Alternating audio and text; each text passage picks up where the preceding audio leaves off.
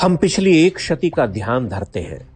यद्यपि हमारे पास कोई अकाट्य सत्य नहीं, यह संभव है कि हम कहीं चूक जाएं, किंतु अनुभव की दृष्टि आंकड़ों से बड़ी होती है। हमारा यह स्पष्ट मत है कि आधुनिक काल में नए शंकराचार्यों के बनिस्पत हिंदू धर्म के अन्य साधु संतों, कथावाचकों, विचारकों की भूमिका बड़ी रही है। जहां तक सामाजिक जागरण, हिंदू चेतना की निर्मिति, उसका भाव पक्ष, सहज प्रेम, करुणा और धर्मबोध आदि की बात है, ये संत अधिक प्रभावशाली रहे हैं। उसके दो कारण हैं। पहला तो यह कि उनका एक प्रभामंडल होते हुए भी वे शंकराचार्य जैसी सर्वोच्च अगम्य सत्ता नहीं रखते। वे संत सहजता से छुए जा सकते हैं, उनका सानिध्य सहज संभाव्य है। दूसरा कारण यह कि वे शास्त्र से परे लोक में अधिक धसे हुए हैं।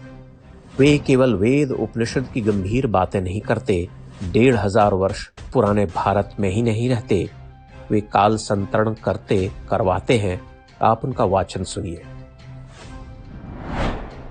वे रमते हैं, वे राम कथा के वाचक हैं, भागवत सुनाते हैं, कृष्ण की अनंत छवियों को छूते रहते हैं, उनके साथ झूमते, हंसते, रोते हैं। वे कथाएं ऐसी गहन, भावपूर्ण, मोहक और जादुई हैं कि सुनने वाला उस लोक से जुड़ता चला जाता है। इस लोक से उस लोक की यात्रा कराने वाला संत सर्वप्रिय क्यों न हो। इन कथावाचक घुमंतू संतों की अन्य विशेषता यह भी है कि ये जीवन की अनन्य साधारण समस्याओं का हल ढूंढते बतलाते हैं। इनमें एक विचित्र सी स्पृश्यता, पारदर्शिता होती है। ये छुए जा सकते हैं, इनसे आशीष लिया जा सकता है। किसी अलौकिक को अनुभव करने योग्य है इनकी उपस्थिति। ऐसे अनेक साधु संतों का ध्यान आता है। बचपन में हम सब ने अपने गांवों के आसपास उनका आगमन और उनकी उपस्थिति देखी है। अनिर्वचनीय हैं वे अनुभूतियां।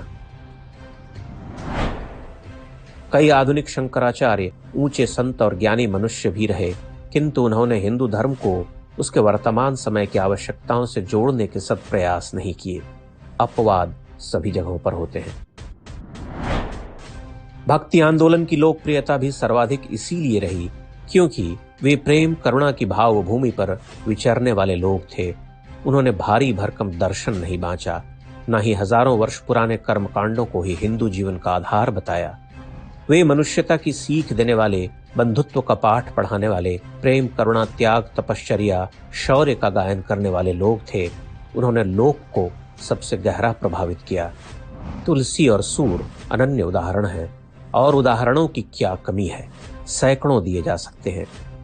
लोक से जो उनका जुड़ाव है वही उनकी महत्ता है, वही उन्हें बड़ा बनाया करता है। उनकी बोली सुनकर लाखों लाख की भीड़ विह्वल हो जाती है। ध्यान रहे, आदिशंकर भी आज तक हमारे हृदय में इसीलिए विराजते हैं कि उन्होंने अनन्य स्तुतियां लिखी। महत्वपूर्ण बात यह कि किस संत के पास मनुष्यों को देवता से जोड़ने की शक्ति है। भला वह कौन है जो उसे यह अनुभव कराता है कि देखो, तुम्हारी आंखों के सामने से राम वन चले जा रहे। आकुल अयोध्या रो रही, लोग उनके पीछे भागे चले जा रहे। कृष्ण के प्रेम और त्याग को समान अधिकार से बांधने वाला कोई साधारण व्यक्ति नहीं हो सकता।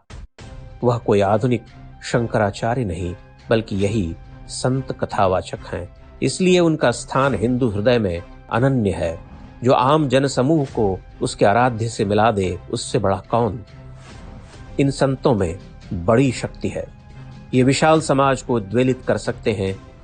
आधुनिक शंकराचार्य अपने पर्वत से नीचे नहीं उतरते, यदा कदा उतरते भी हैं तो इन संतों, कथावाचकों, लोक गायकों की तरह हमारे हृदय का हरण नहीं कर पाते।